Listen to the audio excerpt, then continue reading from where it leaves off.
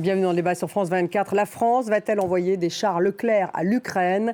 Ce n'est pas exclu, a affirmé Emmanuel Macron lors de sa conférence de presse avec Olaf Scholz à l'occasion du 60e anniversaire du traité de réconciliation entre les deux pays, hier à Paris. Le chancelier Olaf Scholz est quant à lui resté évasif, alors que sa ministre des Affaires étrangères, Annalena Baerbock, annonçait chez nos confrères de LCI que Berlin ne s'opposerait pas à la Pologne si Varsovie décidait de réexporter vers l'Ukraine des chars allemands Léopard. Alors, est-ce un premier pas vers une entente franco-allemande sur cette question d'envoi de chars à l'Ukraine ? En tout cas, le président français a souligné que l'aide militaire à Kiev ne devait pas contribuer à l'escalade. Sur la question de la défense européenne, le chancelier allemand a maintenu le flou et il assume son choix de développer un bouclier antimissile avec Israël et les États-Unis. Alors, la France et l'Allemagne vont-elles envoyer finalement des chars à l'Ukraine, oui ou non ? En quoi cette guerre bouleverse-t-elle la relation entre Paris et Berlin ? Alors que Paris augmente le budget de sa défense, l'Allemagne, de son côté, a-t-elle une volonté politique de constituer une armée forte ? Peut-on parler d'une réconciliation entre Paris et Berlin ? Un projet de défense européenne est-il plausible ? Eh bien, voilà toutes les questions qu'on va poser à mes invités. J'ai le plaisir d'avoir à mes côtés Thomas Gassillou. Bonsoir. Bienvenue à vous, député Renaissance du Rhône, président de la Commission de la Défense nationale et des Forces armées. Bienvenue dans le débat. En face de vous, Georges Kusmanovic. Bonsoir. Bonsoir. Président de la République souveraine, bienvenue à vous. Nous avons également avec nous Elisabeth Humbert-Dorfmuller. Bonsoir, vous êtes coprésidente du SPD international. Et puis, nous avons par Skype de Bruxelles, Jean Quatremer. Bonsoir, Jean Quatremer, correspondant de Libération à Bruxelles. Avant de démarrer ce débat, j'aimerais qu'on fasse un petit point en images avec Cyrine Bay sur justement ce 60e anniversaire du traité de réconciliation franco-allemand fêté à Paris hier. Quelle position défend Berlin concernant l'envoi de ces chars Léopard en Ukraine ? Difficile à dire, tant la confusion est palpable au sein même du gouvernement. Ce dimanche soir, la chef de la diplomatie allemande s'est vue demander si l'Allemagne serait prête à autoriser la Pologne à envoyer ses chars en Ukraine. Voici la réponse d'Annalena Baerbock sur la chaîne LCI. Pour l'instant, la question n'a pas été posée. Mais si on nous posait la question, nous ne nous y opposerions pas.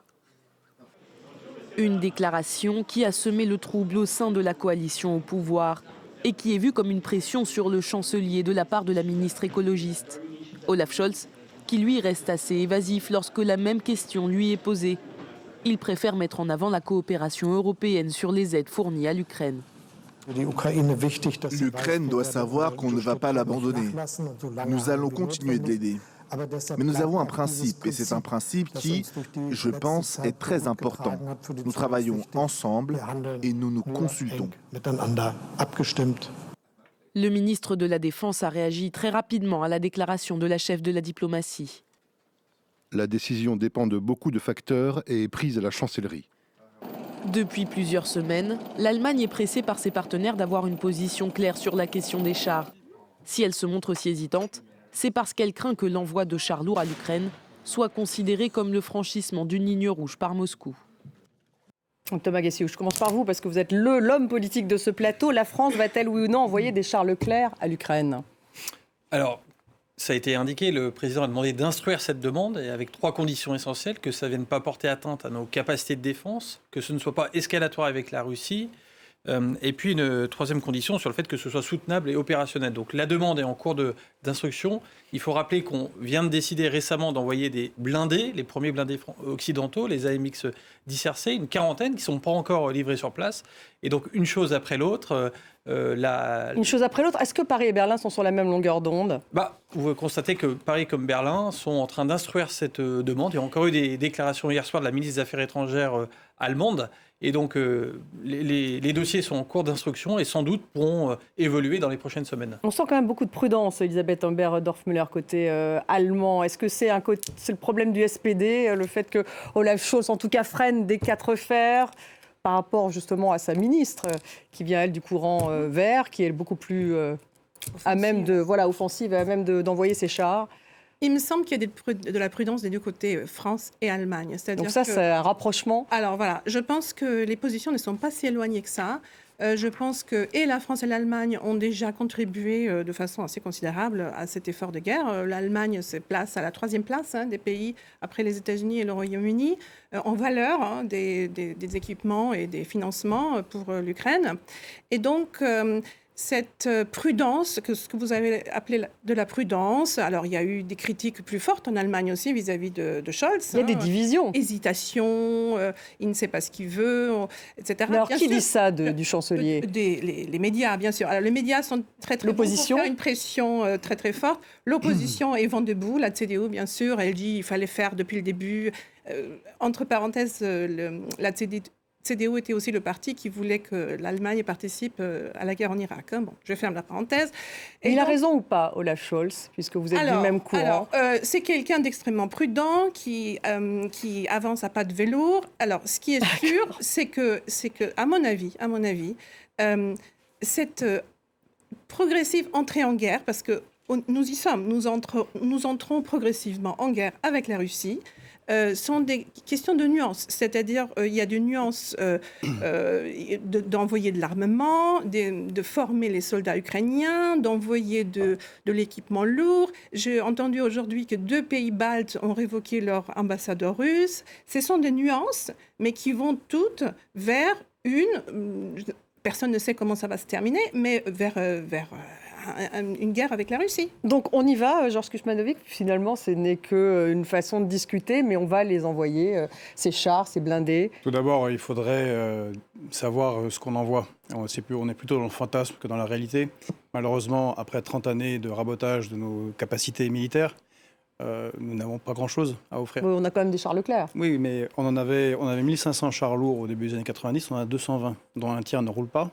Et vous savez, il ne faut pas juste envoyer des chars, il faut former des gens, il faut avoir une chaîne logistique de réparation. Donc en réalité, ce qui peut être envoyé opérationnellement au front, c'est 50-60 chars, après que les combattants étaient formés dessus. Ça, c'est pour la technique. C'est-à-dire pas grand-chose. Il faut savoir que les Polonais, par exemple, avaient donné 250 T-72, des chars lourds, qui ont tous été détruits. Donc, vous voyez, il y a une attrition très sévère. On est dans une guerre de très haute intensité.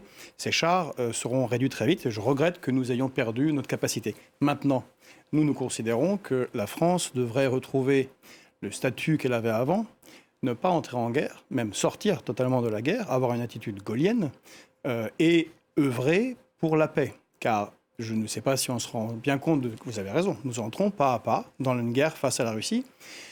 Il fut un temps où, moi je viens de gauche, il y avait Jaurès qui défendait la paix et c'était beaucoup plus compliqué parce que c'était l'ennemi héréditaire. L'Alsace-Lorraine avait été saisie par l'Allemagne et disait qu'il faut faire la paix car on ne sait pas où on va. Là, on va sur un pays qui a 170 millions d'habitants, qui a 6000 têtes nucléaires. Et ça n'a aucun sens de faire la guerre. Il faut trouver. Donc vous êtes encore plus prudent que le chancelier allemand et le président français. Je suis prudent, je suis pour la paix pour mon pays. Et donc pour pas de chars envoyés. Que ça ne nuise pas aux intérêts nationaux. Donc ça veut dire pas d'aide militaire à l'Ukraine, c'est ce que vous dites, Georges Kuzmanovic. Exactement. Jean Quatremer, est-ce qu'il y a un discours, est-ce que vous pouvez rebondir déjà sur ce qu'a dit Georges Kuzmanovic ? Je ne suis pas sûr que vous soyez forcément d'accord avec lui. Est-ce qu'il y a un discours convergent, comme on vient de le dire, entre la France et l'Allemagne sur ce soutien à l'Ukraine militaire ? Il faut se souvenir d'où part la France et d'où part l'Allemagne. Je pense que c'est avec le début de ce débat. La France, je vous rappelle que dès le début de la guerre, Emmanuel Macron avait fixé une ligne rouge, en aucun cas être co-belligérant, et il avait fixé la co-belligérance à la livraison de chars lourds et d'avions de combat. Donc, pendant quasiment 10 mois, il a tenu cette ligne. Pas question d'envoyer des chars, pas question d'envoyer des avions. Il y a eu un changement au mois de janvier, puisque la France a livré ces vieux chars légers, AMX-10 RC, qui sont des chars, des chasseurs de chars, mais qui sont considérés dans les traités internationaux comme étant des chars. Les Allemands, au départ, eux, n'ont pas livré de matériel lourd. Je vous rappelle que les premiers envois des Allemands, c'était des bouteilles d'eau en plastique et des chars et des casques. C'est tout. Et c'est vrai que depuis, les Allemands ont franchi de nombreuses étapes, puisqu'ils en sont maintenant à fournir des missiles patriotes, ce qui n'est pas rien, donc en matière de défense antiaérienne. Ils ont aussi fourni des véhicules de l'avant blindés. C'est ce qu'a rappelé assez justement Olaf Scholz pour montrer d'où vient l'Allemagne. Il faut voir qu'en Allemagne, l'Allemagne n'est pas si divisée que ça. En réalité, c'est le SPD, donc le parti du chancelier Scholz et sociaux-démocrates qui sont divisés parce qu'il y a une très forte présence d'un courant pacifiste allemand, qui est un courant qui est né après 1945 et les deux guerres mondiales, parce que les Verts, les libéraux et la CDU-CSU, donc les chrétiens-démocrates, sont absolument pour la livraison d'armements lourds. Tout simplement pourquoi ? Parce qu'aujourd'hui, on ne peut plus se permettre, en aucun cas, de laisser la Russie gagner. On ne peut pas laisser l'Ukraine perdre cette guerre. Car si elle perd cette guerre, c'est nous qui perdons la guerre. Donc on n'a pas beaucoup de choix. Je pense que maintenant, la livraison de chars n'est qu'une question de semaines, et même pas de mois, je le crois. Elisabeth Humbert-Dorfmuller, vous pouvez rebondir peut-être sur ce qu'a dit Jean Quatremer. Effectivement, c'est vraiment le SPD qui freine pour des raisons aussi historiques, mais à un moment donné, ils vont effectivement donner cette autorisation de livrer des chars. Je pense qu'ils vont finir par donner l'autorisation de livrer ces chars, mais là où je donne raison à Jean Quatremer, c'est qu'effectivement, il y a une division dans la société allemande sur l'opportunité ou non de s'engager plus fortement dans la guerre, et cette division se trouve pile poil au milieu du SPD. Le SPD est un parti vraiment divisé en deux sur cette question. Et l'opinion était aussi divisée en deux, d'après ce qu'on regarde les chiffres. Oui, à peu près moitié-moitié. C'est peut-être du 60-40, 60 pour faire plus pour l'Ukraine, 40 qui ne veut pas. En tout cas, on trouve très bien cette division au sein du SPD, où donc il y a une tradition pacifiste qu'on peut ramener à Willy Brandt. Willy Brandt qui a voulu tendre la main à l'Est, passer par des accords de paix, passer par finalement le commerce aussi, Helmut Schmidt, etc. Donc c'était des hommes politiques qui mettaient le pacifisme après 1945 avant toute autre chose. Ça rejoint ce que vient de dire Georges Kuzmanovic ou pas ? Oui. Dans quel sens ? Dans le sens le pacifisme, justement, on ne va pas envoyer de chars. Mais on a quand même évolué depuis, c'est-à-dire dans les années 90, il y a quand même la guerre au Kosovo, où l'Allemagne a pour la première fois activement participé à une guerre en cours. C'était une coalition également social-démocrate et verte qui a pris cette décision. À l'époque, c'était les Verts qui étaient beaucoup plus hésitants sur cette question, ou beaucoup moins allants sur cette question. Et là, c'est inversé. Là, on va dire que c'est inversé. C'est vrai que cette nouvelle équipe verte est beaucoup plus offensive sur la question. Parce qu'elle est plus jeune, parce qu'il y a un effet jeunesse. Probablement, c'est le zeitgeist. Ils ne connaissent pas l'histoire. Je pense que M. Olaf Scholz a effectivement le sens de l'histoire. Il a parfaitement raison. Je ne pense pas que ce soit une excellente idée de faire rouler des Panzer Léopard à 80 ans après les Panzer Tiger qui allaient exactement dans la Oui, mais Jean Quatremer dit s'ils ne gagnent pas la guerre, si les Russes gagnent la guerre, là on aura un problème de paix en Europe. Le problème, c'est pour nos populations. Comme vous le savez, vous êtes dans une situation extrêmement difficile parce que vous avez décidé, sans accord avec la France, de baser toute votre économie sur le gaz russe et de vous attaquer au nucléaire français. Ce qui fait qu'on se retrouve tous dans une situation très très très compliquée où les bombes tombent sur notre économie. Demain, il va se passer quoi ? Si vous envoyez des chars Léopard, les Russes vont considérer qu'effectivement, vous rentrez un peu en guerre. Et qu'est-ce qu'ils vont faire avec les dettes russes que détient la Deutsche Bank, qui doit être recapitalisée tous les 6 mois ? Vous savez que c'est extrêmement fragile, cette banque. Si elle s'effondre, c'est une catastrophe économique pour toute l'Europe. Il me semble qu'elle détient 37% de dettes russes. Si les Russes disent, bon, on ne paiera pas. Vous savez que la catastrophe, ça sera pour nos entreprises. Et là, vous aurez des citoyens qui demanderont, mais vous allez où, là, en fait ? Vous répondez ? Alors, dire le sujet sur le plan économique, je suis partiellement d'accord. L'interconnexion de l'économie allemande avec l'économie russe était très élevée, non seulement sur le plan de l'énergie, mais en retirant cet angle énergétique, l'Allemagne doit trouver des nouvelles solutions et dans une situation un peu où elle cherche des nouvelles orientations, également pour sa politique économique. Thomas Gossillou, est-ce qu'effectivement Emmanuel Macron a changé de discours tout de même avec ses chars Leclerc ? Est-ce qu'il attend qu'il y ait un basculement côté allemand pour qu'il y ait une sorte de réponse convergente entre les deux ? Non, encore une fois, on ne change pas de discours. Il faut rappeler qu'on n'est pas co-belligérant. On aide un pays qui se fait agresser, l'Ukraine, par un agresseur, la Russie. Simplement, on adapte les moyens au fur et à mesure que les Russes mettent des moyens également de plus en plus importants. Ce n'est pas nous qui sommes dans l'escalade. Nous aidons simplement les Ukrainiens à répondre à cette agression. Mais quand Georges Kuzmanovic dit « attention, ça va être la guerre et c'est un vrai problème, il faut en sortir pour avoir des propositions de paix ». Justement, c'est bien la deuxième condition posée par le président de la République qui est que cette aide ne doit pas être escalatoire. Par contre, il y a un vrai sujet qui est que faut avoir en tête qu'il y a 200 Leclerc et 2000 Léopards. Il y a plus de 14 pays qui ont acheté des Léopards. Et donc le vrai sujet opérationnel se situe sur les Léopards, notamment parce que des pays de l'Est les ont achetés. Aujourd'hui, les Finlandais, les Polonais aimeraient en livrer.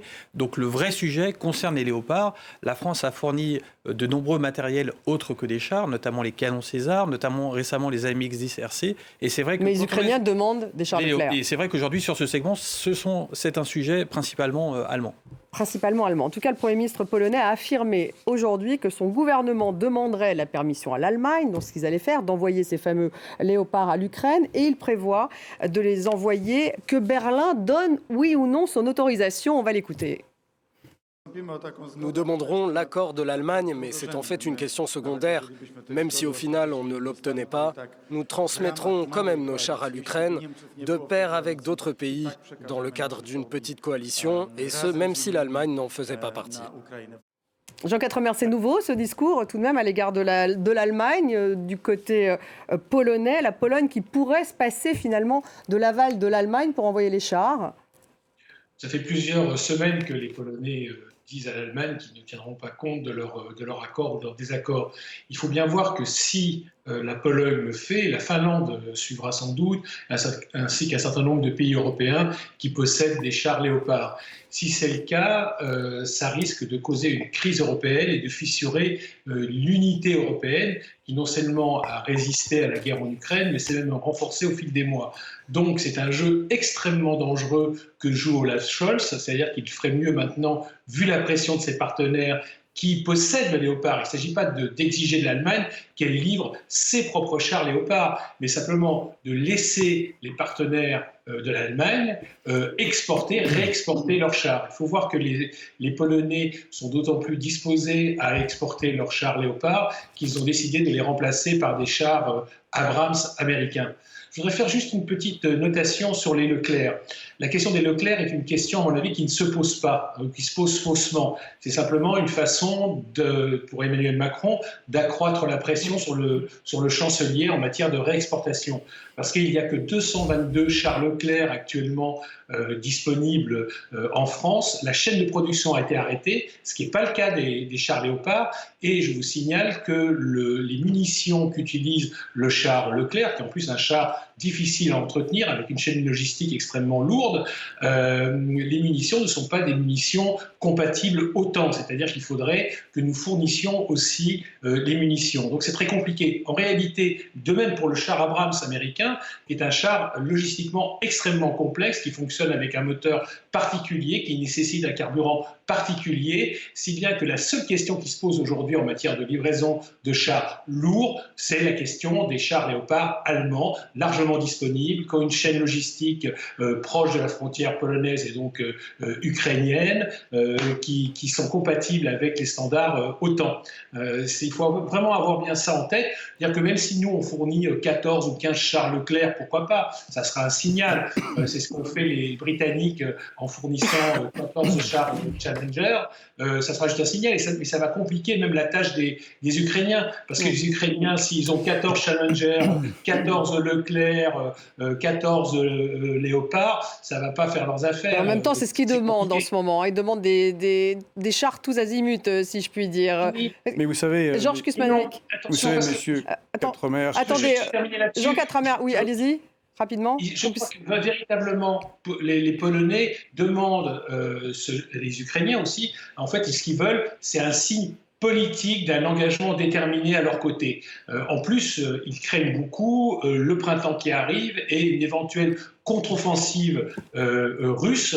Il y a une nouvelle mobilisation qui est en cours, donc on risque vraiment d'avoir des centaines de milliers d'hommes qui déferlent en Ukraine. Et le vrai risque aujourd'hui, c'est de voir effectivement les Ukrainiens succomber sous le nombre. Donc c'est ça qu'ils veulent préparer, c'est-à-dire un engagement déterminé de l'ensemble des Occidentaux à leur côté. Georges Kusmanlik. Mais monsieur Quatremer, vous savez très bien que le patronat allemand aussi parle à monsieur Olaf Scholz, et que dans un pays comme l'Allemagne où déjà des unités de Volkswagen et de BMW, qui sont la marque allemande, se délocalisent déjà aux États-Unis, où plusieurs milliers d'entreprises ferment et pensent à délocaliser, vous imaginez bien que faire cette autorisation entraînera une crise assez catastrophique. Mais ce qui est intéressant, c'est que là, on succombe à on succombe. Oui, mais on n'est pas en guerre, nous, je vous rappelle. Si, on est en guerre. Non, nous ne sommes pas en guerre. Les intérêts français ne sont pas atteints. Pas en même temps. Terminé. La France n'est pas en guerre, fort heureusement, et ça serait une très mauvaise idée, vu que ça serait 2 pays nucléaires, et ça finit extrêmement mal. J'ai l'impression qu'on a un peu perdu le sens commun sur cette question de guerre face à la Russie. Mais la question est que les États-Unis utilisent un axe très fort, Kiev-Varsovie, contre ce qu'on a appelé le couple franco-allemand qui n'a jamais existé. Et c'est très intéressant parce que... Ce sont les États-Unis qui utilisent oui, cette division contre nous. C'est-à-dire que c'est contre nos intérêts, contre les intérêts stratégiques français, contre les intérêts économiques allemands à long terme, en espérant qu'il y ait une victoire rapide, en se servant des Ukrainiens également, et de leur mort, en espérant qu'ils gagnent contre les Russes. Si ça n'arrive pas, M. Quatremer, on va se retrouver non seulement avec des Russes qui vont tuer énormément d'Ukrainiens, ce qui est une catastrophe, mais en plus une économie européenne absolument ravagée et un euro qui va s'effondrer. Ce qui, je pense, sera un drame pour vous, M. Quatremer. Vous allez répondre. Juste un petit moment, Jean Quatremer. Je demande à Elisabeth Berdorf-Müller de répondre justement sur cet axe. Pourquoi est-ce que Varsovie, effectivement, est aussi affirmatif face à Berlin aujourd'hui en disant, finalement, si j'ai pas l'aval de Berlin, c'est pas grave, on va les envoyer quand même. Varsovie est affirmatif. Est-ce que ça risque effectivement de diviser l'Europe, comme le dit Jean Quatremer? Honnêtement, là-dessus, je ne le suis pas. Varsovie est affirmatif parce que Varsovie a pris de la confiance dans les dernières décennies en rentrant dans l'Union européenne, en bâtissant une armée, en ayant une armée forte aujourd'hui, et apparemment à l'avenir, ça sera une des armées les plus fortes de l'Union européenne. Et ils ont le droit d'être sûrs d'eux. C'est une économie qui fonctionne bien. C'est un pays très grand quand même, avec une population importante. Donc, après, il faut bien sûr voir juridiquement s'ils ont le droit de livrer des chars sans l'accord allemand. Mais les Allemands vont suivre. Il faut rappeler effectivement que ce sont des chars de fabrication allemande qui se trouvent en Pologne. Je rappelle c'est ça, exactement. Et il faut savoir que l'Allemagne, il y a 30 ans, disposait de 2000 chars Léopard. Elle avait un chiffre très important. Et donc, le budget militaire a été victime, comme beaucoup de choses en Allemagne, ça fait des 10-20 ans qu'on en parle, des coupes budgétaires très, très importantes. Donc, Ça menacerait l'économie allemande que d'envoyer ces chars en Ukraine? Non, pas l'économie allemande. Je pense que la raison pour laquelle Scholz est prudent, j'en ai parlé, mais je vais vous dire aussi une autre chose, une autre pensée que j'ai, c'est que je pense que Scholz se met aussi d'accord avec les États-Unis et avec l'OTAN. Je ne pense pas qu'il agisse seul dans cette, on peut appeler ça hésitation, ou dans cette prudence, on va dire, pour aborder ce sujet. Je pense que les États-Unis suivent très bien ce qui se passe et auraient moyen de le contraindre à le faire. Donc, pour que l'Allemagne ne le fasse pas, je pense que les États-Unis n'ont pas envie forcément de passer à cette étape non plus. Ils ne font pas suffisamment pression. Thomas Guessu, est-ce que ça se fait cette relation avec les États-Unis? Est-ce que ça se fait au détriment d'ailleurs de la France et de l'Allemagne? Non, je pense qu'il y a une question de méthode côté allemand où effectivement les décisions sont plus longues à prendre, et effectivement la décision américaine de ne pas envoyer de chars, je pense, pèse sur la décision allemande. L'Allemagne ne veut surtout pas se retrouver seule dans cette situation. C'est vraiment leur hantise. Mais simplement, je voudrais répondre finalement sur quelles sont nos valeurs et nos intérêts en Ukraine. Nos valeurs, c'est la liberté des peuples à disposer d'eux-mêmes. Nos valeurs, c'est l'intangibilité des frontières, c'est le respect de l'état de droit. Et nos intérêts, c'est de stopper Poutine, qui veut reconstituer l'Empire russe. Et aujourd'hui, si on ne le stoppe pas en Ukraine, il y a à craindre qu'il aille plus loin. Et donc la France, une partie de la sécurité française, de la sécurité de l'Ouest de l'Europe, est défendue en Ukraine. C'est intéressant parce que hier, on a commémoré le 60e anniversaire. 60e anniversaire d'un traité qui est mort-né. Et que ceux qui défendent l'exact contraire de ce que voulait le général de Gaulle. Je vous rappelle que le général de Gaulle refusait le supranationalisme européen et ne voulait surtout pas. Il voulait une Europe des nations. Et qui ne soit surtout pas sous influence américaine. C'était justement très clairement dans le traité de l'Élysée, parce que le plan Fouchet n'avait pas réussi à cette époque-là. Il avait décidé de faire une union plus forte avec l'Allemagne, y compris sur les questions de défense, mais pour avoir quelque chose de vraiment indépendant, et des soviétiques et des Américains. Vous voyez bien que là, la situation, ce que vous le dites vous-même, c'est les Américains vont faire pression. Ça veut dire que, et de toute façon c'est écrit dans tous les traités européens, nous sommes sous OTAN, c'est Washington qui décide des questions géostratégiques pour nous. C'est ahurissant que ce pays qui est à 8000 km, qui gagne beaucoup de cette guerre, puisqu'ils vendent le gaz il vend du gaz et il reçoit énormément d'entreprises, puisque là-bas, ça coûte 10 fois moins cher la production industrielle, puisque nous sommes maintenant totalement coincés. Nous avons sabordé notre nucléaire. Vous êtes liés les mains avec le gaz russe. Nous sommes dans une situation absolument impraticable. Et ce que vous dites peut-être qu'il faut défendre, et bien évidemment, l'intangibilité des frontières et les peuples. On l'a fait en 2003, mais entrer en guerre contre la Russie va nous couler. Il y a beaucoup d'erreurs dans ce qui est dit, mais simplement, comme le premier sujet, c'était le traité. Ah oui. Moi, ce que je constate, c'est qu'avec les Allemands, pendant des siècles, on s'est livré des guerres sanglantes. Simplement, en 80 ans, 1870, 1914, 1939, en 1963, on a eu le courage, le général de Gaulle notamment, à Eisenhower, de signer ce traité. Et depuis 80 ans, on connaît la paix. Et aujourd'hui, on est les moteurs d'une construction européenne pour plus de liberté, plus de justice, plus d'état de droit. Et donc voilà, on peut quand même saluer ça. C'est 80 ans de paix qui sont un acquis de ces traités. Et aujourd'hui, la construction européenne continue à avancer. Et justement, comment on avance Les citoyens ne peuvent pas... Enfin, on ne peut pas rester sur un mensonge, je suis désolé. Vous savez très bien que le traité... Des mensonges, vous avez dit pas mal, je trouve, en quelques secondes. Non. Le traité... vous avez dit qu'on avait abandonné le nucléaire, on a encore 80% de notre électricité qui est fournie par du nucléaire. Ce que De Gaulle appelait l'horrible chapeau, c'est-à-dire le préambule voté par le Bundestag. Attendez, et je cite De Gaulle, « Les Américains essayent de vider notre traité de son contenu, ils veulent en faire une coquille vide. Tout ça pourquoi ? Parce que les politiciens allemands ont peur de ne pas s'aplatir suffisamment devant les anglo-saxons. Ils se conduisent comme des cochons. Ils mériteraient que nous dénoncions le traité et que nous en fassions un renversement d'alliance en nous entendant avec les Russes. » Vous savez très bien que De Gaulle a considéré qu'il était mort et enterré dès que le préambule a été voté, puisque le préambule contient quoi ?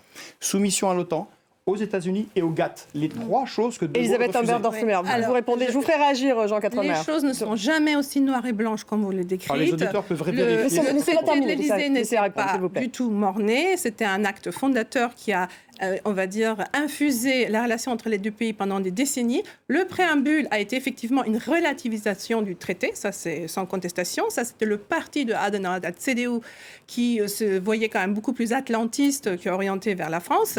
Et voilà, Adenauer a voulu s'en affranchir, il n'a pas réussi à l'imposer. Donc c'était une relativisation du traité, là-dessus je suis d'accord, mais ça reste un acte fondateur qui a été... très important. Enfin, je n'ai pas besoin de... Et aujourd'hui, il n'est pas caduque. Il y a eu une réconciliation hier. Loin de là. J'appelle même ça une... Franchement, les crises franco-allemandes, on en a fait des tonnes ces derniers mois. Ce n'est pas du tout des crises, ce sont des désaccords. Dans une relation aussi étroite, aussi stable, aussi longue, il y a des désaccords, c'est une évidence. Ce qui est remarquable... Est-ce que c'est fragile ? Oui. C'est qu'on arrive à résoudre ces désaccords. Résoudre ces désaccords, Jean Quatremer, vous êtes d'accord ? Vous pouvez rebondir. Est-ce que l'Ukraine n'a pas redistribué tout de même les cartes ? Effectivement, il n'y a pas un rapport avec l'OTAN plus important. On voit à l'Est que finalement, ils préfèrent une garantie de la sécurité du côté de l'OTAN que du côté de l'Europe. Est-ce que ça n'a pas complexifié un peu tout ça ? Oui, je voudrais répondre un peu aux représentants de la République anti-américaine et pro-russe. J'avoue que j'ai un peu l'impression que les Américains nous ont fait la guerre en 1914, nous ont fait la guerre en 1939 et qu'on ne leur doit strictement rien. Je veux dire que je suis absolument halluciné par ce discours anti-américain. Laissez-le terminer, s'il vous plaît. Allez-y, Jean Quatremer. Je suis absolument halluciné par ce discours anti-américain et pro-russe, parce que si on entend bien ce représentant de la République anti-américaine, il faudrait laisser les Russes tranquillement envahir l'Ukraine, pratiquer le génocide qu'ils ont commencé, et comme ça, notre économie ira beaucoup mieux et on n'aura pas en guerre contre la Russie. Je veux dire qu'il y a un pays qui a agressé, il y a un pays qui mène une guerre actuellement en Europe, ce pays s'appelle la Russie, et c'est aussi simple que ça, et nos alliés, ce sont les Américains. Que ça vous plaise ou que ça vous déplaise, c'est la réalité. Et je suis content d'avoir les Américains à mes côtés, plutôt que d'avoir M. Poutine à mes côtés. Ça, c'est la première chose que je voulais dire.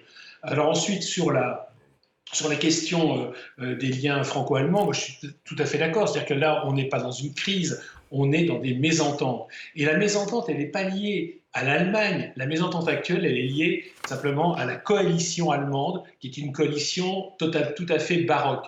Entre les sociodémocrates, les Verts et les libéraux, c'est très difficile de trouver le point d'entente. Et avec un Olaf Scholz qui décide en petit comité à la chancellerie, si bien que, c'est vrai, côté français, je peux vous le dire, j'en parle avec les membres du gouvernement, avec l'Élysée, il est extrêmement difficile aujourd'hui de négocier avec le gouvernement allemand. Parce qu'on ne sait jamais qui parle, qui tranche, qui... Mais Jean Quatremer, ce n'est pas nouveau, ça. Il y a toujours eu des coalitions en Allemagne. Pardon ? Ce n'est pas nouveau, ça. Il y a toujours eu des coalitions en Allemagne. Avec 2 partis, c'est la première fois qu'il y a une coalition avec 3 partis, ce qui modifie très profondément les équilibres internes. Ce qui s'est passé, par exemple, hier, la séquence entre hier et aujourd'hui, vous avez le chancelier Scholz qui explique le pacifisme allemand et d'où vient l'Allemagne pour expliquer les hésitations allemandes. Ensuite, vous avez la ministre des Affaires étrangères allemande qui est verte, qui, elle, dit nous, on laissera nos alliés livrer leurs chars. Et puis ensuite, vous avez le nouveau ministre de la Défense social-démocrate qui dit on n'agira pas sans les Américains. Et ce matin, la ministre des Affaires étrangères revient en arrière en disant oulala, évidemment, on donnera notre feu vert à l'exportation de léopards que si on est en accord avec les alliés de l'OTAN. Si vous y comprenez quelque chose, moi je suis preneur, mais ça donne une illustration absolument pathétique, si vous voulez, des divisions internes à la coalition. Mon Dieu, que les Allemands négocient entre eux. Alors pourquoi c'est comme ça ? Ça, c'est un sujet intéressant. Pourquoi il est si difficile pour l'Allemagne de prendre des décisions ? Mais tout simplement parce que la loi fondamentale allemande, elle a été écrite par les Alliés pour empêcher l'émergence d'un nouveau dictateur. Si bien qu'il y a ce que nous ignorons chez nous, parce que nous ne sommes pas une république démocratique comme l'est l'Allemagne, il y a des checks and balances, des pouvoirs et des contre-pouvoirs, et que le chancelier seul ne peut rien décider. Il doit négocier avec son gouvernement, avec sa majorité, mais aussi avec les représentants des Länder. Arriver à une décision en Allemagne est extrêmement compliqué. C'est frustrant pour nous, et c'est surtout frustrant dans une période extrêmement incertaine où, effectivement, on marche vers la guerre. Il faudrait avoir une Allemagne beaucoup plus souple qu'elle ne l'est aujourd'hui. Elisabeth Humbert-Dorfmuller, peut-être que vous pouvez répondre à Jean Quatremer sur ce point. Est-ce que finalement, tout ça, c'est quand même la faute du système allemand ? C'est un peu ça. On peut dire que c'est la faute, mais on critique aussi en France ici beaucoup la verticalité. Le président de la République, tout le monde s'exécute. Il faut savoir ce qu'on préfère. Alors c'est vrai qu'on a peut-être affaire à deux systèmes qui sont relativement antagonistes, ça je ne suis pas en désaccord, mais il faut comprendre que le chancelier ne peut se baser que sur une majorité au Parlement. Et le Parlement lui donne, le Bundestag actuellement lui donne une majorité grâce à ces 3 partis. Alors il a réussi à les mettre ensemble, il aurait pu aussi choisir de faire une coalition avec les chrétiens démocrates.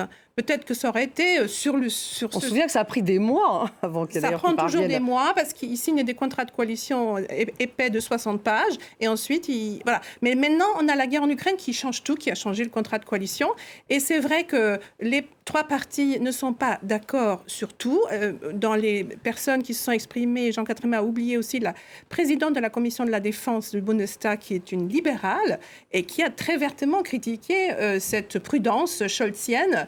Et donc voilà, il y a ces dissensions, mais vous allez Est-ce qu'ils vont se mettre d'accord à un moment donné ? Ils vont se mettre d'accord à un moment donné. Le chancelier a ce qu'on appelle la compétence d'orientation. Et c'est lui qui va trancher. Et ils enverront des chars, donc les chars léopards. C'est ça votre sentiment ? C'est mon sentiment. Un mot peut-être, vous vouliez réagir ? Vous savez ce que c'est un ami ? C'est quelqu'un que l'on connaît parfaitement, mais que l'on aime quand même. Je pense que c'est un peu ça, les Allemands. On a conscience de nos différences, mais il y a quand même une évolution majeure depuis un an. C'est qu'en 2017, quand le président de la République, lors de son discours à la Sorbonne, parlait d'autonomie stratégique européenne, les Allemands n'y croyaient pas. Ils assumaient une interdépendance énergétique avec la Russie, stratégique avec les États-Unis. Aujourd'hui, les Allemands parlent d'autonomie stratégique européenne, même si dans un premier temps, effectivement, ils sont bien obligés de faire avec la garantie américaine, avec cet État qui... Alors on va voir, est-ce qu'ils sont vraiment sur la même longueur d'onde sur ce sujet ? On va écouter Emmanuel Macron justement sur cette idée de défense européenne. Le retour de la guerre sur notre continent a également beaucoup rapproché nos convictions communes sur ce que nous devons être capables de faire pour nous-mêmes, là aussi en Européens.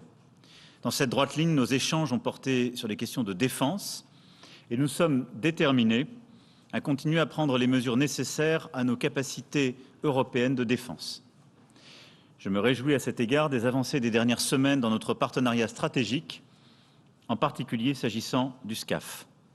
Alors le SCAF, c'est ce système de combat du futur. Donc Georges Kuzmanovic, est-ce qu'effectivement ils sont sur la même longueur d'onde en ce qui concerne la défense européenne, enfin tout ce qui concerne la stratégie de défense ?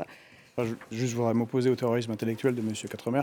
Quand on défend une position gaulliste, on n'est pas pour la République anti-américaine. La bonne position de la France, c'est celle qu'elle a eue en 2003, et bien évidemment, il faut s'opposer de cette manière-là à l'invasion de la Russie, et non pas rompre tous les liens, comme on n'a pas rompu tous les liens avec les Américains, fort heureusement.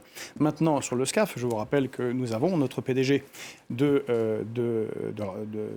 Dassault Industrie, qui par 3 fois a dit que non, il ne donnerait pas, à la demande des Allemands, les secrets industriels du Rafale, et que de toute façon, si jamais il y a un avion européen, ça sera le Rafale. Et que s'il y avait une défense européenne qui soit autonome des États-Unis, c'est-à-dire qui aille dans le sens de ce que voulait De Gaulle avec le traité de l'Élysée, eh bien les Allemands auraient commandé des Rafales et non pas des F-35. À chaque fois que nous vendons des Rafales, les Américains arrivent et disent non, vous allez acheter des F-35.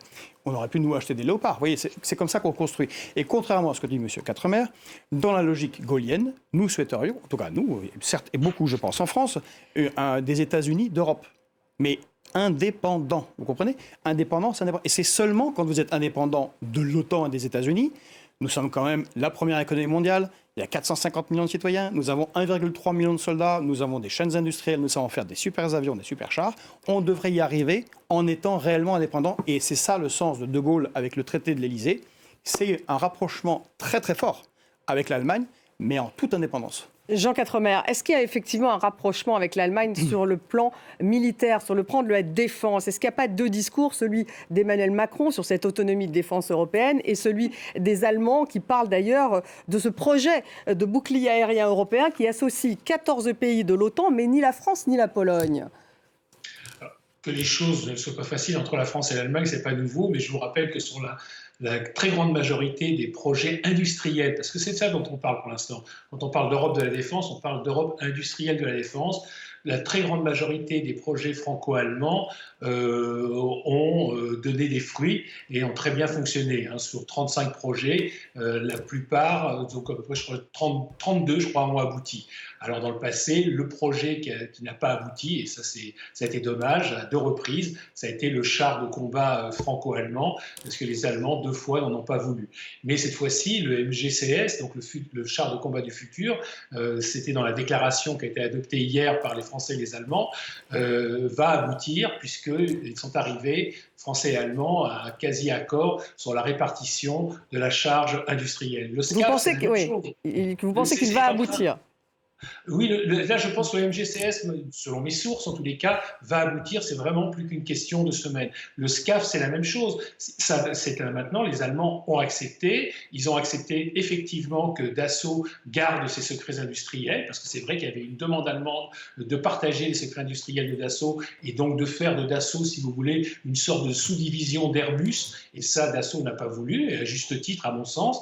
Et aujourd'hui, l'accord est fait. C'est-à-dire qu'il y aura un avion de combat du futur. Alors, ces fameux F-35 achetés par les Allemands, cités par les Allemands. Les Allemands n'avaient pas beaucoup de choix, tout simplement parce que les Allemands, dans le cadre de l'OTAN, doivent transporter des bombes nucléaires américaines. Et il se trouve que le Rafale n'est pas habilité par les Américains, parce qu'il faudrait une transformation du Rafale à porter ces bombes. Donc ils ont acheté un petit nombre de F-35. Ils n'ont pas remplacé l'ensemble de leur flotte d'avions de combat par des F-35, justement pour ne pas insulter l'avenir et parce que aussi les Allemands sont équipés de l'équivalent du Rafale, qui est l'Eurofighter.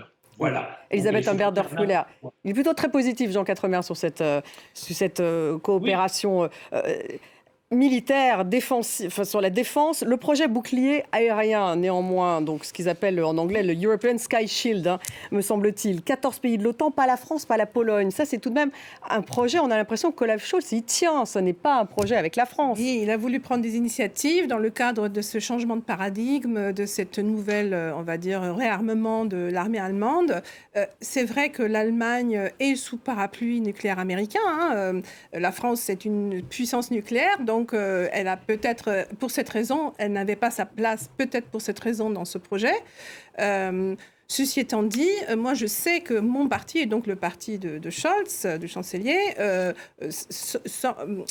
porte en lui des envies et des idées pour on va dire une armée européenne, on va dire une défense européenne. Dans le programme électoral donc, du SPD de l'année dernière...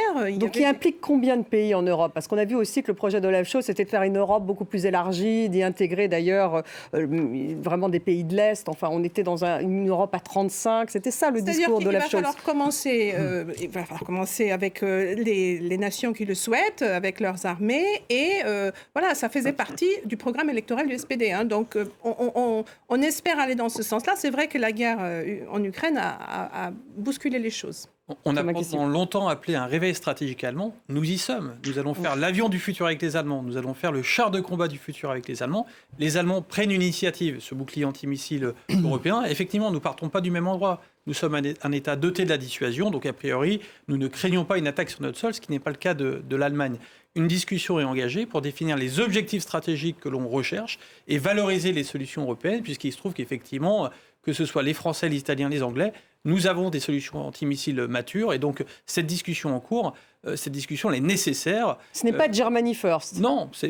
D'ailleurs, il n'y a pas de solution allemande. Dans le projet initial, il y a des solutions américaines et israéliennes.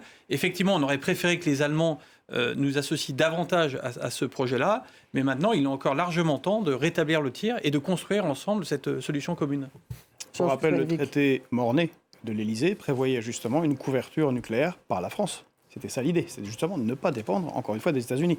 Vous l'avez bien dit, la conception même des choses, c'est que les avions allemands pourraient porter des armes nucléaires américaines. On y viendra. Non mais voilà. On y viendra.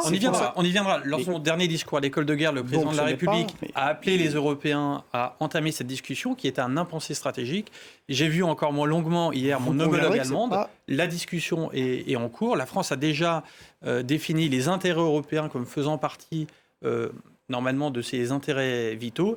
Et je pense que c'est une question de temps. Effectivement, la défense européenne, c'est long, mais c'est nécessaire. Oui, la défense européenne. Mais vous savez très bien que tous les textes européens place la défense européenne sous OTAN. Elle n'est pas indépendante, ce n'est pas une défense européenne, c'est une défense supplétive d'un pacte militaire qui s'appelle l'OTAN. C'est comme dire que l'armée polonaise ou tchécoslovaque était indépendante par rapport au pacte de Varsovie. Les deux sont complémentaires. C'est la même chose que ce pacte de Varsovie. Qu'est-ce qu'on ne peut pas faire du fait de l'OTAN? L'OTAN nous apporte des capacités complémentaires, mais nous enlève en rien notre autonomie stratégique. Bien sûr que oui, nous avons toute autonomie stratégique. Vous savez très bien comment ça se passe à l'OTAN. Toutes les décisions stratégiques sont prises par les États-Unis. Mais bien sûr que oui. Jean Quatremer, vous pouvez réagir. Oui, je suis toujours un peu fasciné par l'anti-américanisme. Décidément. Mais ce n'est pas de l'anti-américanisme, ce n'est pas dépendre stratégiquement des États-Unis. C'est vraiment très différent, vous comprenez?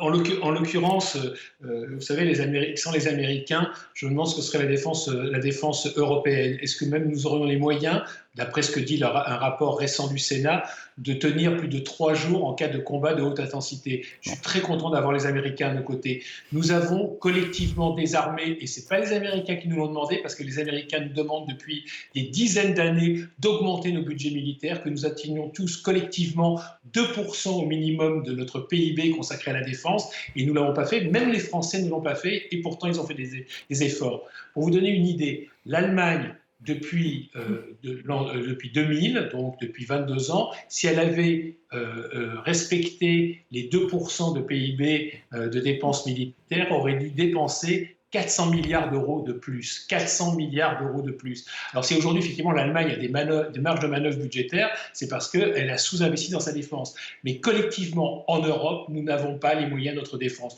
Nous avons collectivement accepté de dépendre effectivement des Américains. Et c'est ça qui doit changer, d'où l'appel à la souveraineté européenne du président de la République. Mais ça voudra dire faire des choix extrêmement importants en matière budgétaire. On ne pourra pas se payer une défense et en même temps garder notre système social tel qu'il est actuellement. Donc le plus dur est à venir alors, à vous écouter. Ça va être douloureux et pas seulement pour nous, ça va être douloureux. D'ailleurs, le président de la République, je vous signale, vient d'annoncer un budget pour les prochaines années dans le cadre de la prochaine loi de programmation militaire, un budget qui est un budget de guerre. C'est ça la réalité, c'est-à-dire nous sommes aujourd'hui, en 1936, c'est le Front populaire, si vous voulez, qui décide de réarmer la France. Et aujourd'hui, c'est ce que nous sommes en train de faire. Merci beaucoup. Tout le monde va souffrir. Là, on sera d'accord, M. Quatremer, c'est ce que je disais en préambule. On a malheureusement réduit nos capacités militaires. C'est une très bonne chose que le président de la République augmente le budget de la défense. Je pense qu'il ne le fait pas assez. Il faudrait faire beaucoup plus, comme le pensent les Allemands. Il faut revenir à des moyens de capacité. Mais je ne comprends pas ce discours de faiblesse, M. Quatremer.